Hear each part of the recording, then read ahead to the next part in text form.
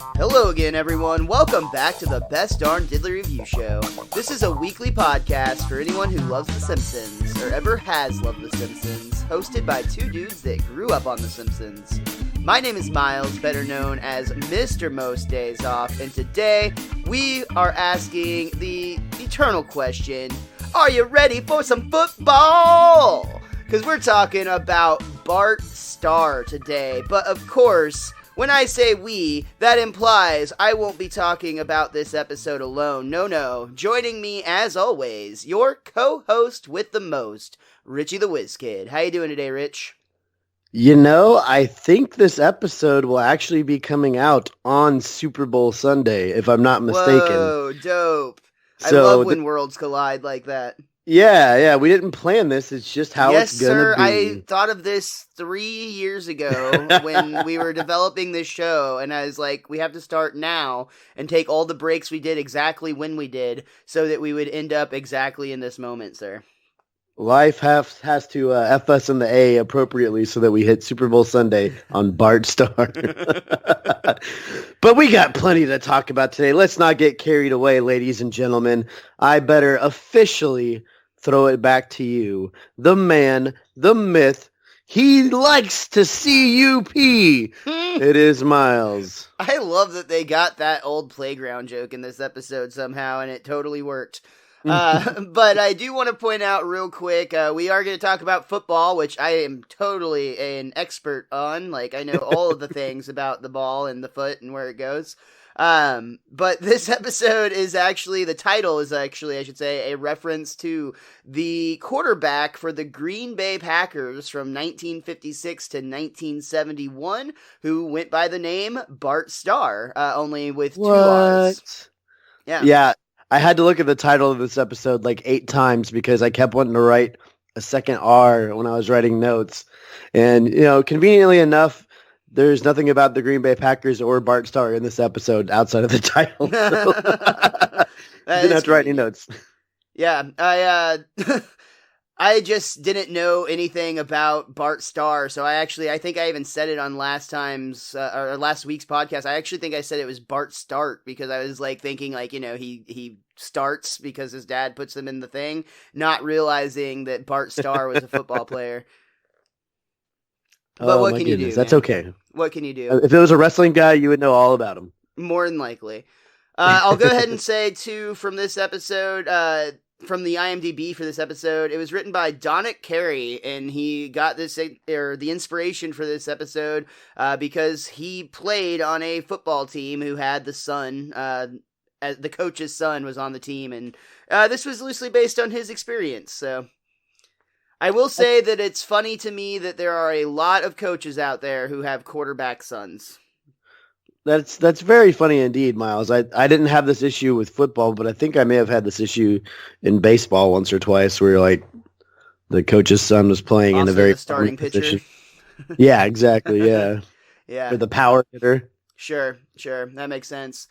We do kick off this episode with a chalk gag. It has Bart writing, "I did not invent Irish dancing." And then the couch gag for this episode, we see the Simpsons family get compacted into a cube, much like you would see in a junkyard with like an old car. Like the thing smushes it sideways and then top to bottom. Great explanation, sir. Thanks, man. We don't actually open on a TV show in this episode. What? We open at a health fair where we see... oh, man, I don't have what the sign says. Dang it. You don't happen to have it, do you? Welcome, Cheapskates. Welcome, Cheapskates. There it is. Yeah, it's the health fair banner. Welcome, Cheapskates. And we just see all of these stalls and kind of setups, expos, if you will, to demonstrate all of this new stuff. And we see Homer Simpson himself being evaluated by Dr. Hibbert.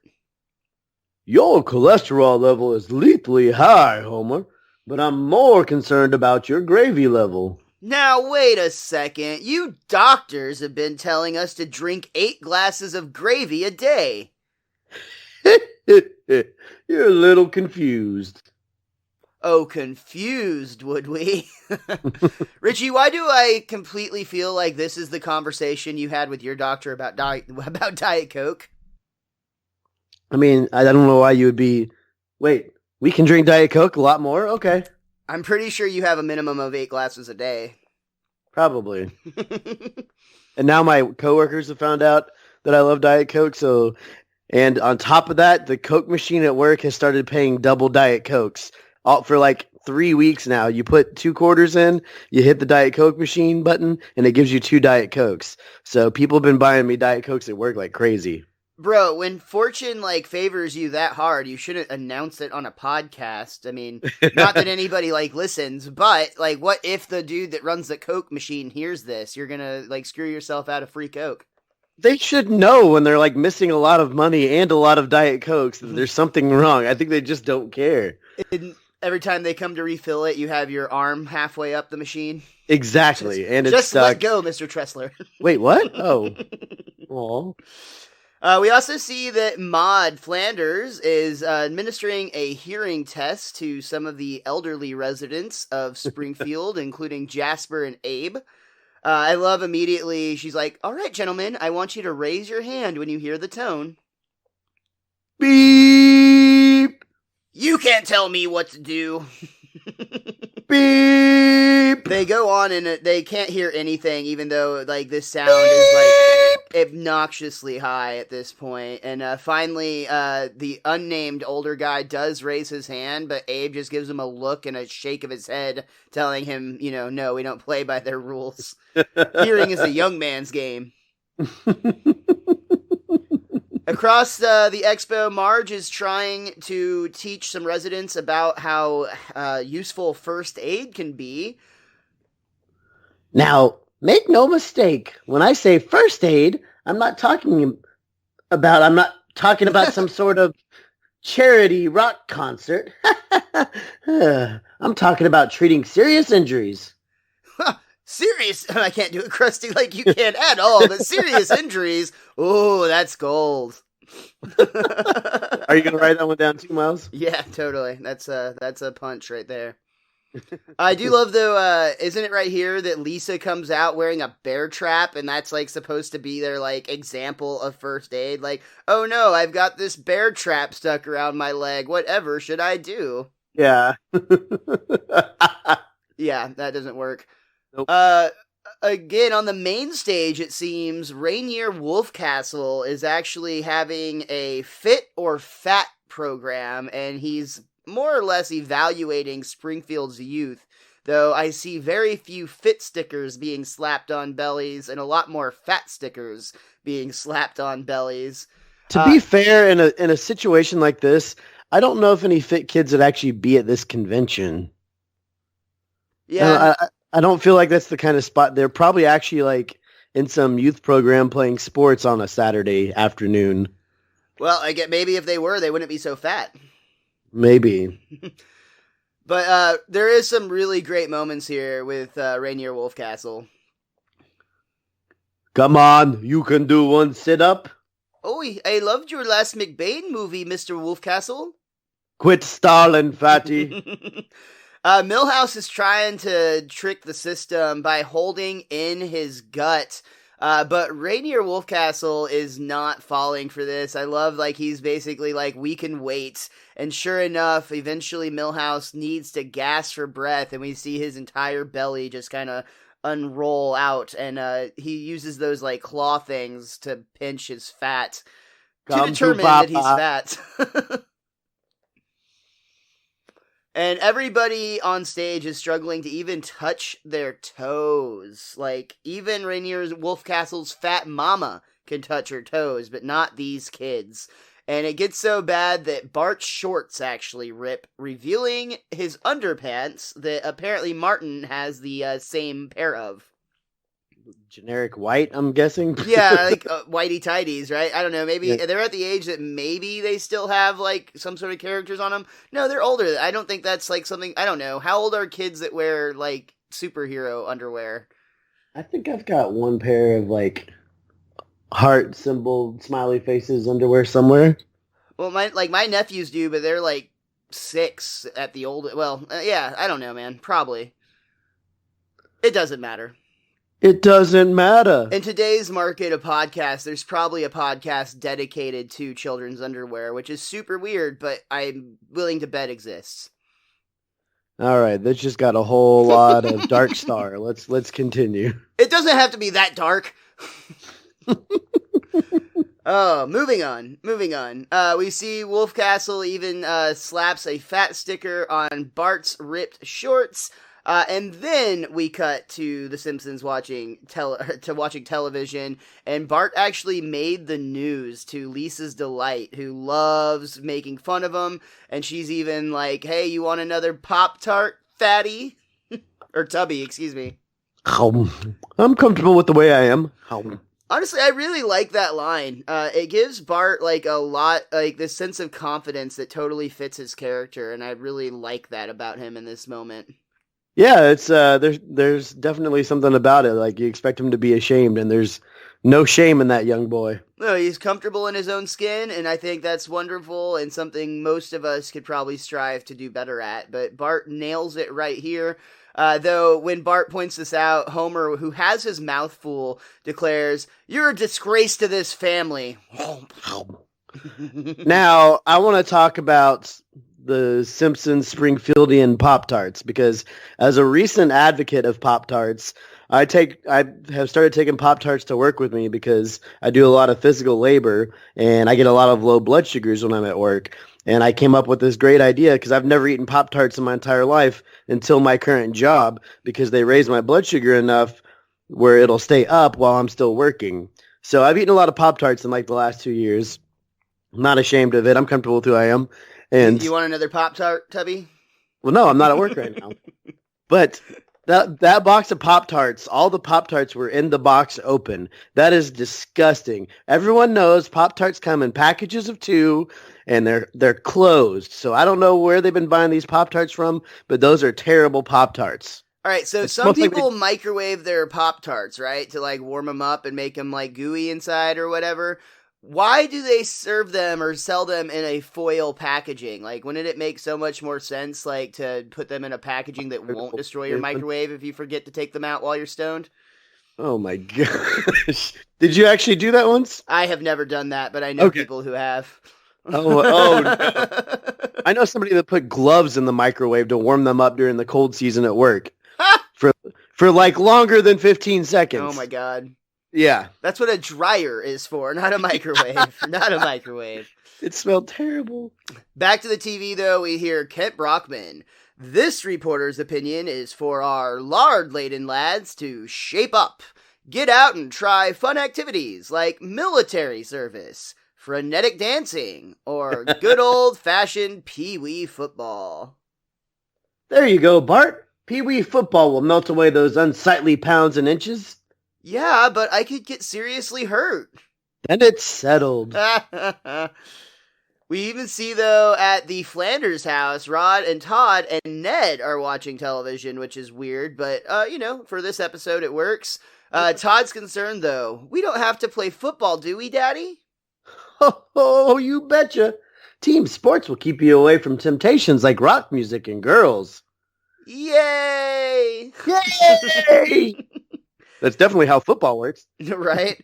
And Milhouse is getting on the football train as well. Luann points out that Milhouse is getting a little doughy. Oh, can I just have the surgery? As a former fat kid who is now a somewhat fat man, I have to say that I was that type of lazy, like, just piece of shit when I was a kid, where I didn't really understand the ins and outs of it, but like I definitely knew I was fat, and like there was a thing called liposuction that would make you not fat, and I so wanted that, like the most like I've ever wanted anything at that time. Again, not really understanding like the ins and outs of all of how that works. I just like, oh, you go in, go to sleep, you come out, you're not fat anymore. Sounds great. If only you had Mr. Burns as a boss. If only, that's true. Oh, just pay for the damn liposuction. So we see that they are shopping for Bart's protective football gear at the sports store, and Marge is really trying hard to get across that Bart's gonna need some, protection. Sure, one helmet coming up. I was thinking more of protection for down there. Oh, why didn't you say so? Knee pads, you got it. Marge starts to get really awkward and nervous here. It's actually really funny. I'm talking about his personal area? Aha! Say no more. I read you loud and clear. The old shoulder pads. Look, I want a cup. Cup? Could you spell that? C-U-P. I want to see you. Oh my god. I like the way they set this up. Again, that's like an old schoolyard punchline, which I think is really funny. But just in general, the way they build that entire conversation to get to it is great. I mean, yeah, it's great, but they only did half of it because then you have to come back and spell it backwards, too, to get the full schoolyard treatment. Cool. Moving on. I actually really like this scene. I remember the first time I ever wore a cup, my friends and I absolutely did similar versions of this. Oh, God. Yeah, you basically kick each other in the nads, and Bart's just like no-selling it, like Undertaker style. Again. And Milhouse Whack. is just going to town. Whack! Milhouse, stop that! And at one point, it's whack, whack, whack. And we see that they're not just wearing the football gear, they're actually using it, and Ned Flanders is going to be their coach. He's having like tryouts, for lack of a better word, but it's not going great. We see Wendell throw. A little higher, Wendell. Then Martin gives it a try.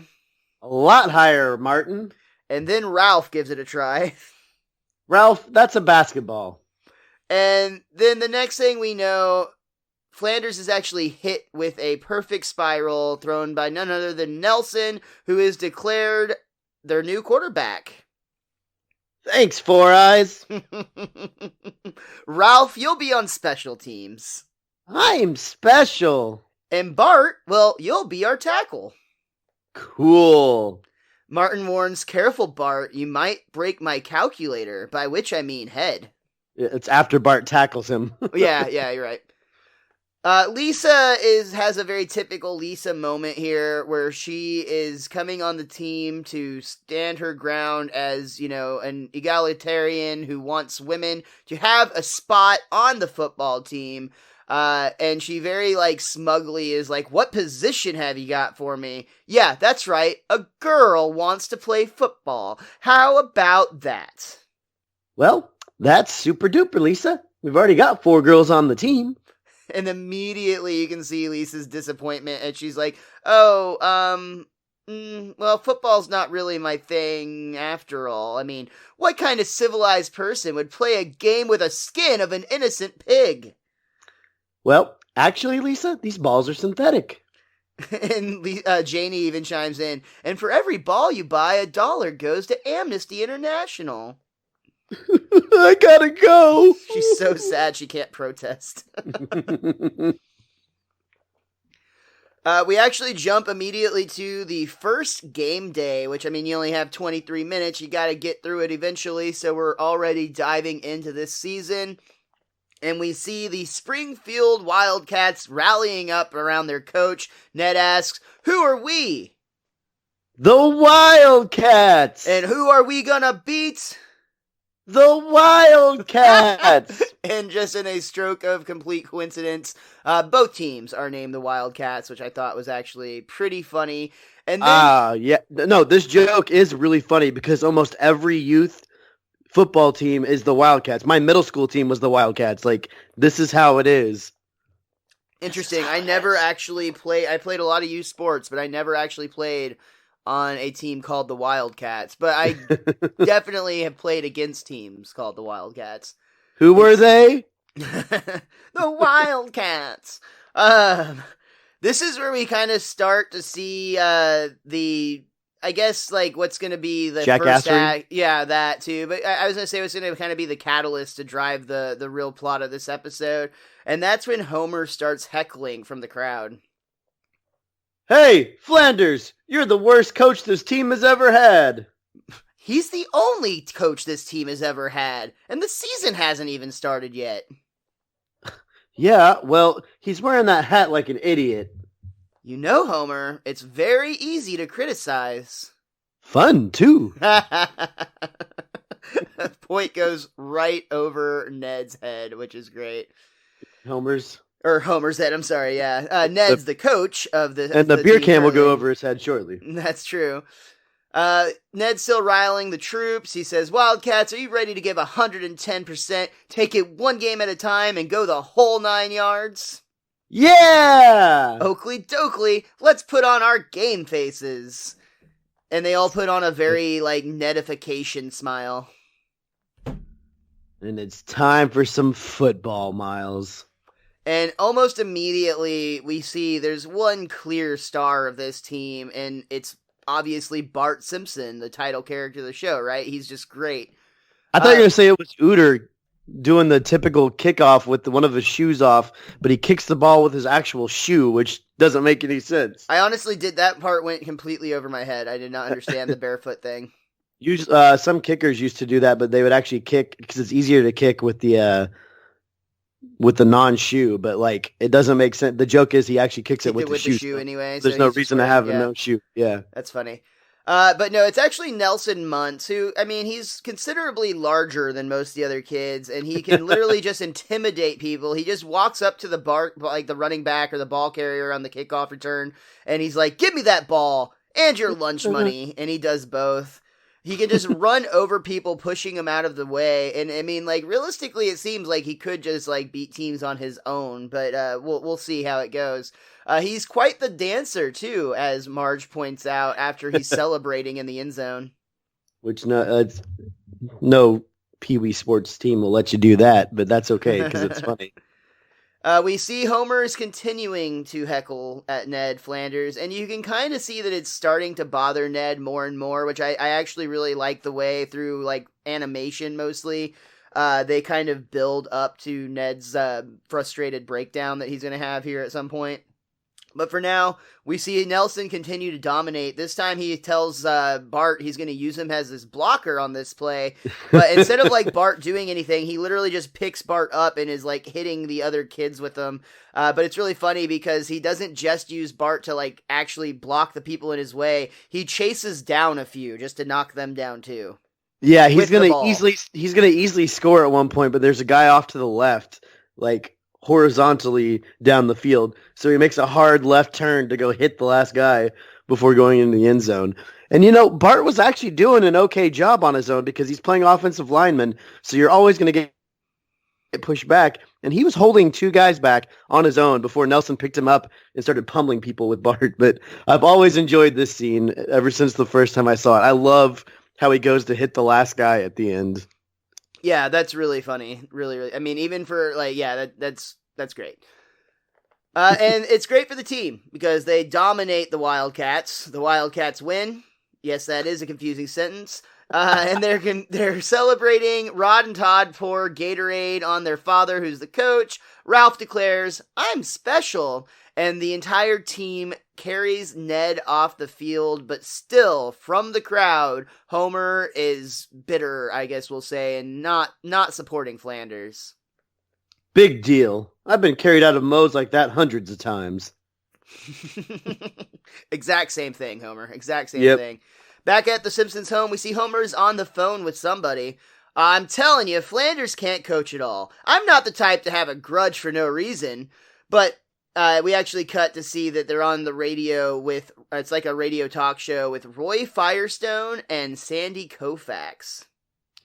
Sir, can I just break in for a moment? Yes, Roy? Do you have a question for Sandy Koufax? Yes. Mr. Koufax, don't you think Flanders is a big jerk?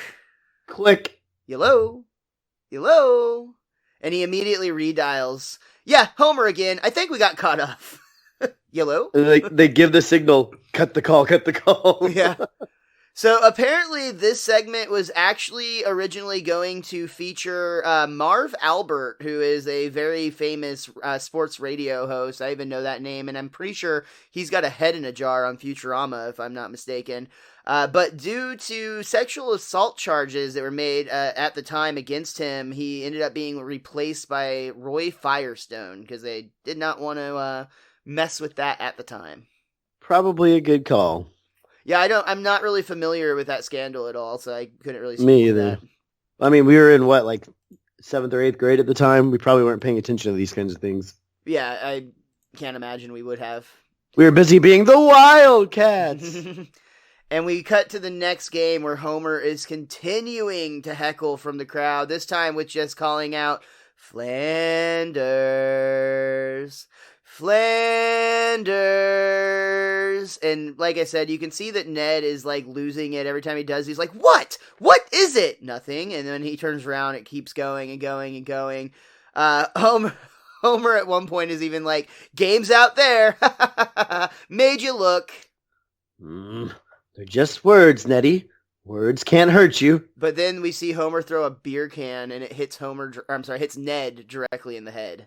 Because of Homer's excellent marksmanship that we spoke about in the last episode. Ow! That's it! Dad, that was really mean. I know, sweetie, and I got him right in the... Uh-oh. And we can see Flanders looks angry, and he doesn't get angry often, but he's walking directly at Homer Simpson. Hi, Flanders. Go Wildcats. Do you have a problem with the way I'm coaching? No. It's just that, well, like I was yelling earlier, seems like anyone with half a brain can coach better than you. Uh-huh. Half a brain, huh? Well, you know what? Sounds like you just volunteered. And he takes his hat off and puts it on Homer's head and he gives him his memo board with his notes and plays. Ooh, Homer. Sorry. Me, but you were doing such a great job. Yeah, all of a sudden he's 180'd his opinion. Well, you know, he was taught in a therapeutic session a season or two ago that when he feels anger, he needs to let it out. So this is the new Ned Flanders. Yeah, there you go.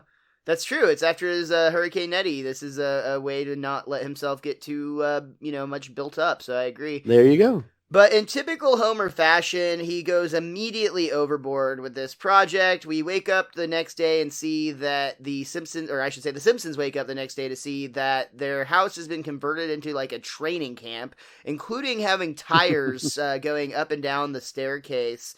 And Homer is donning his hat that he purchased in the previous season. From season 8, if you recall, he bought the Tom Landry's hat. And this is a callback to that episode. We get a couple callbacks in this episode. Which is always cool. Yeah. I like it when they keep that Simpsons universe alive. Makes it more fun for everyone, I think. The slight continuity. So, Homer is taking on his job as a new coach. He's yelling at Lisa that if she doesn't change her attitude, she's not going to make the team, even though she very clearly doesn't want to be on the team. And then, it's funny because Homer's like, well, then why are you running the obstacle course? Are you wearing my self-defense whistle? You never use it. I love that, though. Homer asks why she's running the obstacle course, but really she's just walking down her own stairs. Like, how else did she get out of the house? But to make it better, then Bart just slides down the banister, completely avoiding all the tires. Yeah, completely just bypassing them entirely. Which That's a pun. Which Homer immediately calls him out for. I'm tired of watching you dogging on that football field. From now on, I'm gonna work you like a dog. Now go fetch me 20 laps. Oh, man. Do it. And he's actually doing it. Yeah, he runs out and he's actually respecting Homer as a coach. Maybe that hat does have powers. Oh, it does. Marge is already immediately concerned about Homer adding extra pressure to Bart like that. Well, if you know a better way for me to live through your son, then I'd like to hear it. I think that is one of the most honest lines in this episode in terms of parents that get really involved in their kids' like sporting and things of that nature. I feel awful because I feel like I might be that kind of parent. Interesting. I guess as much as you get into like Madden and like what's the baseball one you play? The show? I haven't The played that in show. like 3 years, but yes, I get very You involved with get that when I really play. into them. You create your players, and like, yeah, I could Hey, see you're you. created on there too, you jackass. That's and I love that I'm a sim in your fantasy world. That's wonderful. That makes You're me coming happy. along for the ride, buddy. I hope my batting average is better than yours. It's never gonna be unless we're playing the Wii one. That's fair. That's fair. So anyway, we get back to Bart, who he's scolding. There's so many typos in today's script, by the way. That's what Homer. Or when you said you Homer earlier, I don't think anybody else would know that but me. No. But like, I don't know if this is supposed to be scalds or what. But oh yeah, it's scolds. Okay, so Marge is like, don't you remember how terrible your dad was to you when you played sports? Oh, And this is pretty awful because we get a flashback to like 1972. We got a young Homer, and he's about to do a like floor gymnastics performance, which you wouldn't expect Homer to be like thriving at, but he is killing it, despite the fact that his dad the entire time has been like, you're wasting your time, you're never going to be successful at this, why am I here, blah, blah, blah. And Homer is like rocking and rolling, flipping and flying and landing everything. And he's about to do his big finish. And you can hear his dad yell out, "You're going to mess this up." And you're gonna blow it right when he's getting ready to pull off the final move. Right. And then sure enough, it messes with his head, and he messes it up right at the end. To which all Abe says is like, basically, I told you so. That's what I get for having faith in you. But it's like, this is a really interesting flashback because like you see Marge in the crowd being like, oh, what's his name again? And it's like Homer has this confidence, and you think like if he would have had a little backup from his father here, like how would his life be different? Which, Homer has a great life now, so not a big deal. But you feel really bad for him. However, I did like the Smithers bit at the beginning, where you start off with Smithers going, now that's the end of the girls' floor exercise. Now let's bring on the men. Yeah. Man. Foreshadowing, I guess, since it's a flashback, kind of. In a Call weird way. forward. Call forward. I like that. That's it. Unfortunately, though, like many life lessons, Homer kind of takes this one too far, I guess you might say, because he's immediately like, my father never believed in me. I'm not going to make the same mistake. From now on, I'm going to be kinder to my son and meaner to my dad. That might have been my favorite line of the episode. I am biting my tongue on this today because I'm waiting, but I have one in mind, but yeah, there's so many that I've been like, and that's the funniest joke of the episode. This one's really strong, but I'm still biting my tongue for now. You never want to blow it too soon. I gotcha. Wait till the big finish to blow it, just like Homer. So Homer decides he's going to hug his son, which Bart finds to be, like, he's basically suspicious that it's something else. So it's actually motivating Bart to run faster, and they ended up chasing each other around the backyard. Yeah, if only Homer would have done this during some of the games. Yeah. And then we see Homer's first practice with the entire team, which he has them all circled around, and there's a fantastic speech here. I'll let you take it away. Good practice, kids. Now it's time for the easiest part of any coach's job. The cuts. Although I wasn't able to cut everyone that I wanted to, I have cut a lot of you. Wendell's cut. Rudy's cut. Janie, you're gone. Steven, I like your hustle.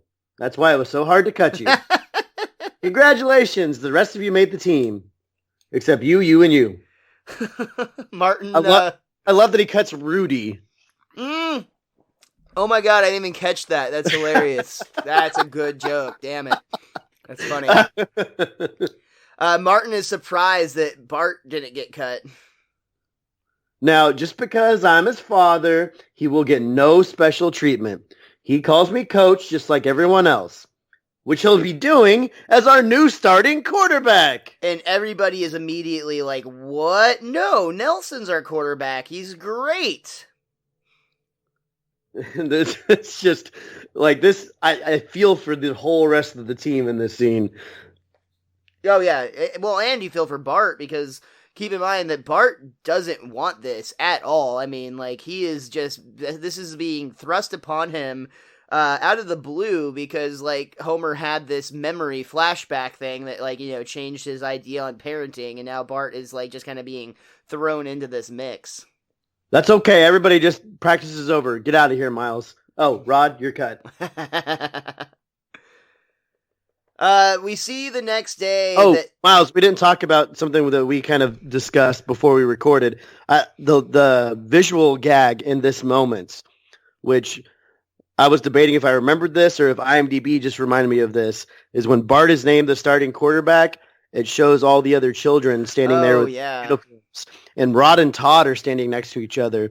And Rod is wearing number 66 and Todd is wearing number 6. And they've never been standing next to each other. But as soon as Bart's named the starting quarterback, they're standing right next to each other, which visually looks like a 666. Which is a great gag, yeah. It's a great visual gag. I absolutely love that bit. So that's very, very visual in the background on this episode with a lot of stuff. So yeah, no, and like you said, with callbacks, everything, this is a really well-rounded episode, which is interesting because in a lot of ways, like, I mean, I think just in general, sports episodes of any show have like an extra layer of kind of formulaity to them.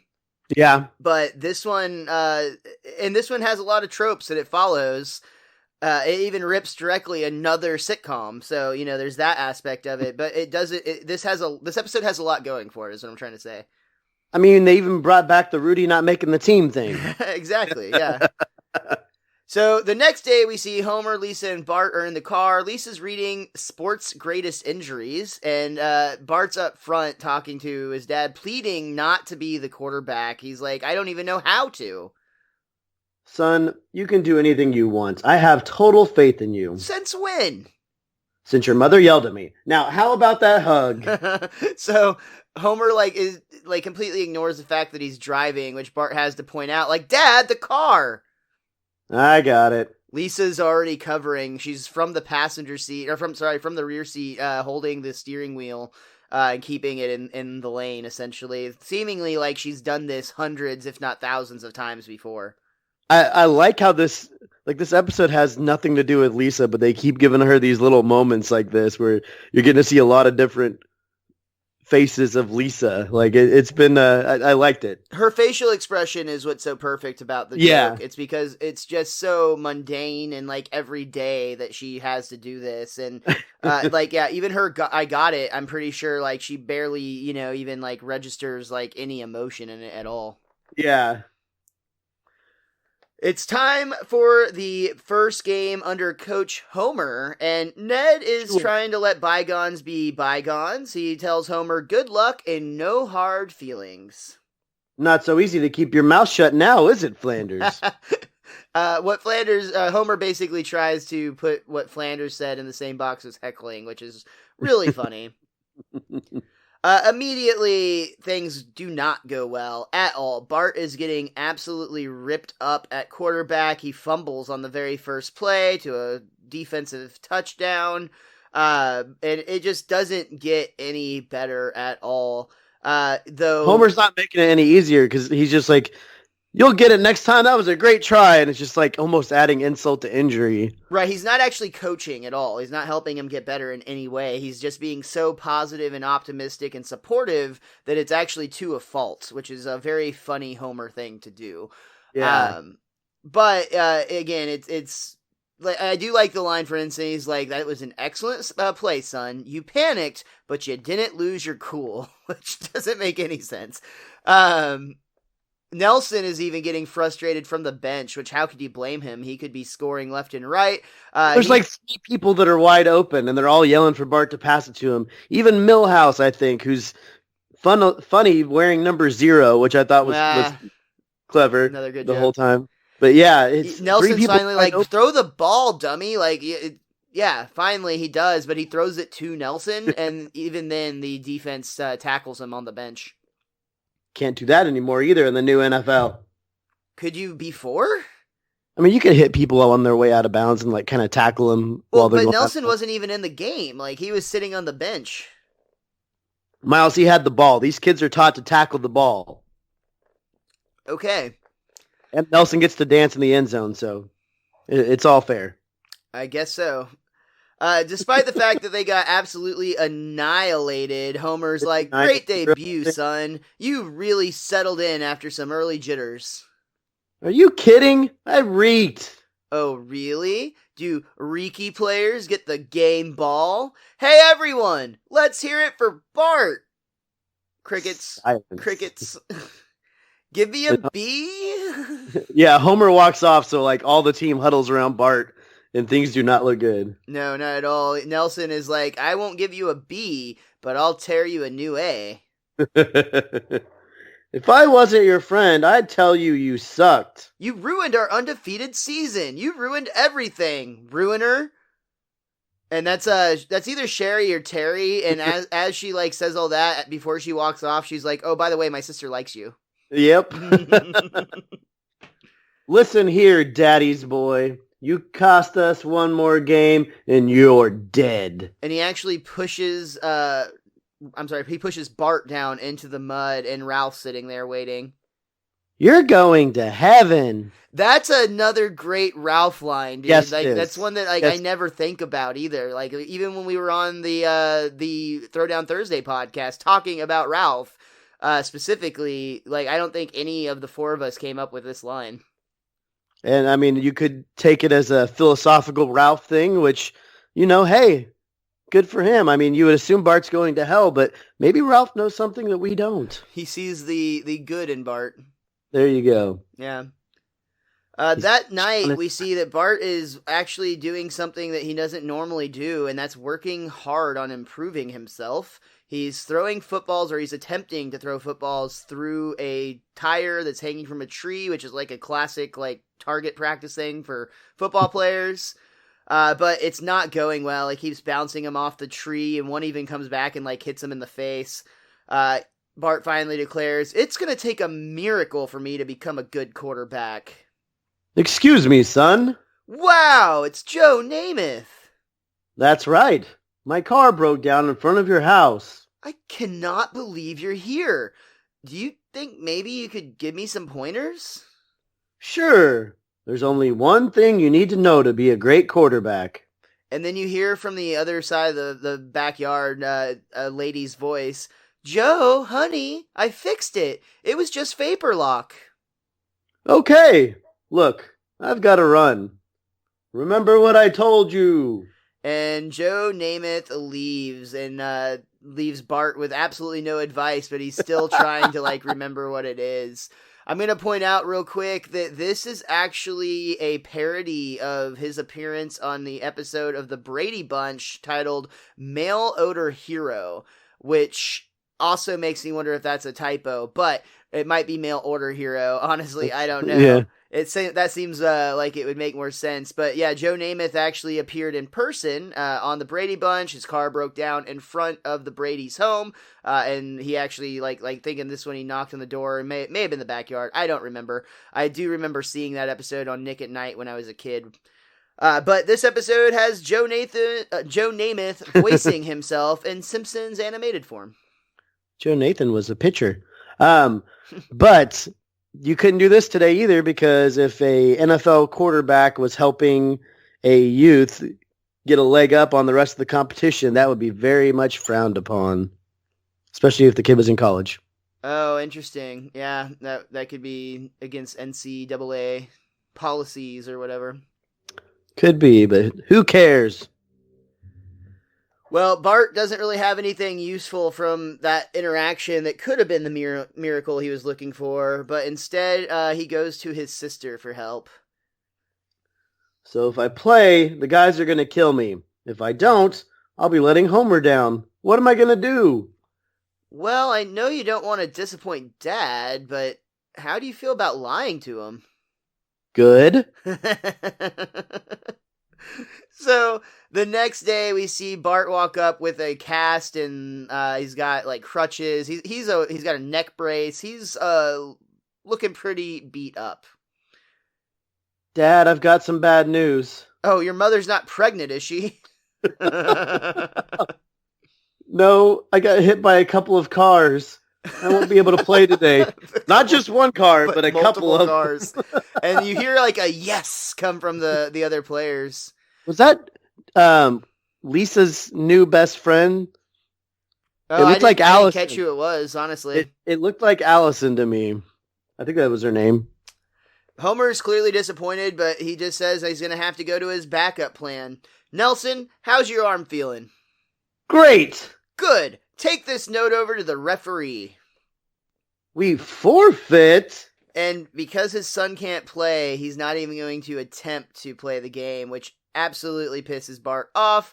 Bart actually... What's that? He tells everybody Bart's the heart and soul of the team. Oh, yeah, they wouldn't have a chance without him, even though they won the only game he didn't start in. And Bart actually loses it at this point. He just rips off all his bandages. Is like, you don't get it, do you? I don't want to be your stupid quarterback. I quit. What? Well, I've got news for you, mister. You can't quit. You're cut. You too, Milhouse. And Milhouse is so excited. All right. And he throws his cap on the ground. His cup on the ground. C-U-P. They're so excited to not have to play. And I also remember feeling about football that way a lot before I finally did quit. And the cups were very uncomfortable. Oh, yeah, it was not fun. They pinched so hard. It was like the only thing worse than wearing a cup is getting hit in the nuts with that one. Yep, it's just you're screwed either way. And arguably childbirth, but I can't really speak to that. Yet.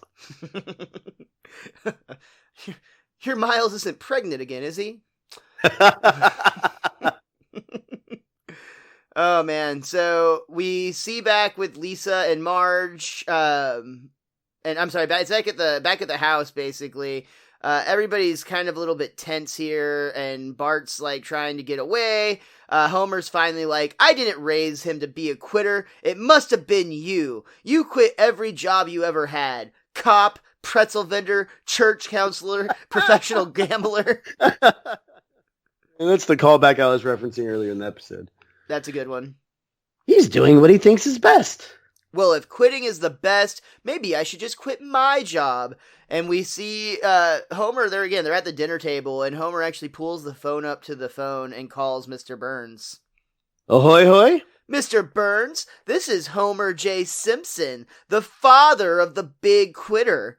Well, I just wanted to tell you I'm a big quitter too, and I quit. And he does a winking eye thing across the table. He does it into the phone, like Mr. Burns is going to see him do it. Homer, Mr. Burns can't see you winking. So, click. Trying to teach Bart a lesson. Instead, losing his job. Back at the next game, we see that Nelson has taken over the reins again at quarterback, but he has almost no help because nobody else is getting open, which is weird because they got open for Bart. But regardless, Nelson just decided to do it himself, so he actually threw himself a pass, caught it, and scored. Yay! Exhausted and out of breath, though, he's like, I've got to quit smoking. And this is where we get quite a funny joke because Springfield was playing nobody other than Arlen, the Longhorns, Miles. That's right, and we see a really fun cameo from Hank and Peggy, Bobby, and Luann Hill, along with Dale, Bill, and Boomhauer, all from the King of the Hill series. But it's Hank has the only line, "We drove 2,000 miles for this?" Damn it, Bobby. That boy ain't right. Obviously, I'm thinking that King of the Hill was probably making its start on the Fox network at this time, and this is a fun little crossover. Honestly, I personally think this type of Easter egg connection is a lot cooler than like an actual full-on crossover episode like they've done with like Family Guy and things of that nature.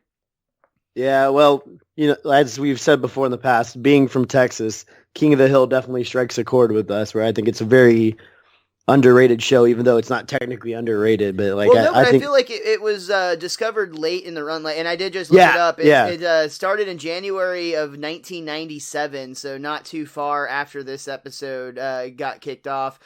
But I think that King of the Hill was underappreciated when it aired, and somehow I think it just made it enough that it kept making seasons, because there's a lot of King of the Hill. There are. But, like, it's a show that I know a lot of people have discovered, like, even more recently, like, in the last, like, 5 years or so. Maybe with the binge worthiness, it's easy to get addicted. It's a very bingeable show, and like The Simpsons, and possibly even a little bit more so. In fact, I would definitely say more so. They actually like weave a narrative of like each episode is watchable by itself, but there's like an ongoing like world that's being built there in Arlen. That's very true. Maybe we should do a podcast about King of the Hill in like 8 years. Maybe we should keep working on this one for right now. The team from Arlen leaves frustrated that they all drove 2,000 miles for a kids' peewee football game. Homer congratulates the team as if because they're now in the finals, and he actually hugs Nelson, his quarterback, but Nelson takes the opportunity to take some money out of Homer's wallet. Thanks, Coach. Nelson's dad pops up on a motorcycle, and Nelson hops on the back. Great game, son. I'm taking you to Hooters. Oh, I don't want to bother Mom while she's at work. Oh. Homer realizes he is left on his own, and he lifts up the drum of Gatorade to pour on himself, as the rest of the team does not seem to care about him.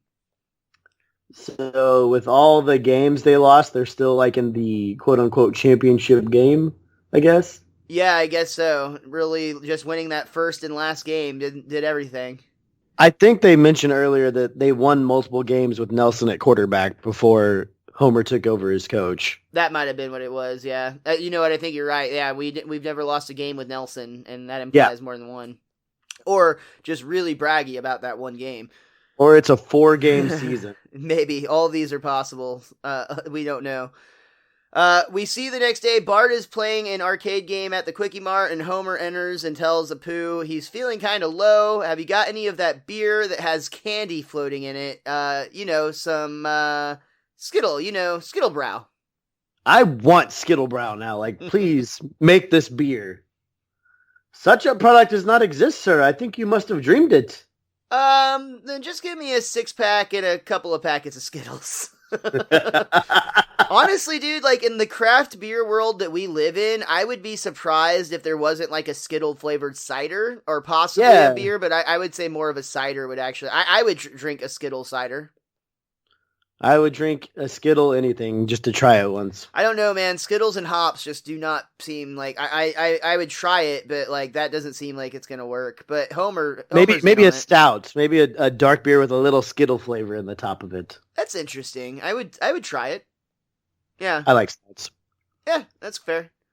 Homer decides that he's going to apologize, and he explains he just got caught up trying to encourage you, so I was blinded to your stinky performance. If you can forgive me, I promise I'll never encourage you again. Yeah. I've got lots of quarters. Smile. And then, this thing only takes $. And Homer and Bart actually hug here, because, video game money. Homer finally got his hug. Bart, tomorrow's the championship game, and we could sure use some good defensive tackle. Well, I thought Uter took my place. Consider him cut. I love Bart the callback with the cut so much. Yeah. The cut gag in this episode is fantastic, and we haven't even gotten to the best part of that yet. But I am unsure of Bart's position because he was an offensive tackle earlier in the episode, and now he's saying you could be a defensive tackle. And I don't think Bart's big enough really to do either one. But that's just my perspective. No, I feel that. I guess it's Pee-wee, so you got to put people somewhere. Yep. We see the next day, the championship game. Homer is sitting with Grandpa in the crowd. It says that just can't be right, was he? No, that's Marge. Marge is with that's I'm Grandpa. Reading it. That totally. This script is like, absolutely terrible. No, they did a terrible job on this one. Whoever, not the original writers, I'm sure. Does that say the Samsons? No, I'm just kidding. Is that what I did wrong? This is the Samsons season 9. My mistake. Yeah. So Marge and Grandpa. Wow, Homer coaching in the championship game. You must be pretty proud of your son. You'd think so, wouldn't you? Oh, and he just pulls his hat down over his eyes. That's honestly the one thing about this episode that's kind of a bummer. Like, I mean, there's several things, but like the relationship with Homer and Abe is even darker here than it has been in the past, I would say. He still hasn't gotten over Homer burning down his house, I guess. That could legit be what it is. I mean, it seems like he's pretty upset. I mean, to be fair, he also burned down the house. That's also fair, yeah. Time for one last play, Coach. Hold on, I'm working it out. And Homer's actually using one of those really like old like electronic handheld football games that you'd play. It would make no sense at all. Those games are so funny to play, though. Oh my gosh. It's impressive, like, to think about the technology at the time, but by today's standards, it's ridiculously, like there's not even a display. It just, like vibrates and whatnot. It's crazy. It's X's and O's, pins, whatever. Then Homer goes on to explain, all right, after you vibrate that way, you can fall down. Nelson, you just spin around in a circle. One of my friends when I was a kid had one of these things, and we used to just stand all the players up and turn it on and just laugh hysterically until all the players fell over. But then the corpse players would still be vibrating everywhere. So like it just kept getting funnier the longer you watched it. I totally could see that. But just then we see the fuzz roll up and Chief Wiggum gets out. Okay, I've got an arrest here for Nelson Muntz. Which one of you punks is Muntz? Oh no, my quarterback. What are we going to do? And Bart realizes this is his moment. It's okay, Dad. I can fill in for Nelson. He's got all of his football gear on. Bart is ready to go. And Homer says, are you sure, son? I knew I could count on you. And we see that moments later, Bart is not in the football game. No, he's in the back seat of the police car, filling in for Nelson Muntz. He asks the chief, what am I going in for here? Vandalism, smoking? And Wiggum's like, you know what you did, Muntz. Burglary and arson. You're going away for a long time. What? We see the police car with Bart in the back drives past Joe Namath, who is basically kind of almost narrating a little bit here at the end. He's just kind of, I guess, monologuing a bit. Poor Bart. You know, we had a lot of fun tonight, but there's nothing funny about vapor lock. It's the third most common cause of stalling. So please, take care of your car and get it checked. I'm Joe Namath. Good night. And right before the credits start rolling, we see that Joe Namath looks like he's a little bit startled, I'd say. Why? It doesn't say, and I don't remember. Yeah. But either way, it's like, that's another mystery into the Simpsons collection. But that's another story. I don't like that. I need closure. Yeah, honestly, and I just watched this fucking thing. That's the worst. Whatever. Though I have not said this yet, Richie, and I'm proud of myself for doing so, because this is my favorite joke of the episode, and it happens during the credits. Homer, who is going cut crazy. Scully, you're cut. Brooks, Groening, Simon, you're all cut. Castellaneta, gone. Kavner, cut. Cartwright, cut. Smith, sorry, cut. Azaria, Shearer, you're cut. Firestone, you're so cut. So is the judge. Namath, you stay. All of those people are cut. Johnson, Wolf, Silverman, all cut. Godfire, O'Brien, you're gone. Cut. Elliot, I don't know what you're doing here because you're all cut. Paleta, Kuwatha. I like the way he said Kuwawawa. Like it's somebody from Gracie Films. And the way he said the name is Kuwaha, and I think it's actually RA. Even though it's got yeah, and so the way Dan says that part is so funny. There's so many cuts here. Look, I'll just post them up and you see where your name is. Look how many cuts there are there. Boy, you're cut. All of you, cut. I cut you. Shh, do. You're cut too, Shushy. This is like one of the best. They've done a lot of post-credit things, and a lot of them involve Homer. Even like the live, if you remember, like the live animation was Homer answering calls and whatnot. But this is honestly one of my favorite like post-ending credit things that they've ever done. I love that there's just that little best bit one up to this point. There's just that little bit of that fourth wall breaking, especially when he cuts Castellaneta. Like that's perfect. And I just have to imagine like the people that worked on the show, specifically that got named, have to just be like almost giddy just about how much silly fun that would be. And I like that he doesn't cut Joe Namath. Yeah, you'll stay, Joe. You'll stay. That's really good. But that does bring us to the end of the episode. Bart Star. Richie, is there anything else that you or that book of yours want to talk about before we head on out of here? Man, this was just an all-around fun episode for Super Bowl Sunday here. It may not be on my top list of the season, but if we had a top 10, I think it would definitely be up there. I know that's funny. That's like half the season, but this was just a really, really fun episode. It brings back a lot of memories. It was a lot funnier than I remembered it being. Like I loved a lot of the moments in this one, even with Lisa getting her nonchalant "I got it" in there, and just everything going on. I very much enjoyed in this one. Yeah, I completely agree with that. Though I do think it's funny that we've watched 6 episodes so far, and it's still like, I don't know if I can comfortably put them in my top 10 of what we've watched so far.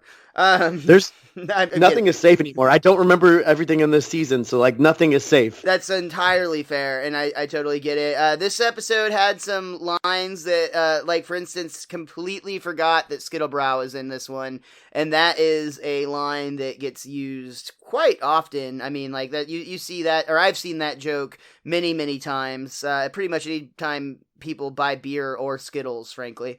I'll just take a 6-pack and 2 packets of Skittles. Yeah, Skittlebrow. It makes total sense. One thing we missed that I thought was really fun, before one of the plays, while Nelson's doing like the call outs that quarterbacks do, like Blue 42 or whatever the hell they say, he called out 5F03, which is the production code of this episode. I just think that's neat.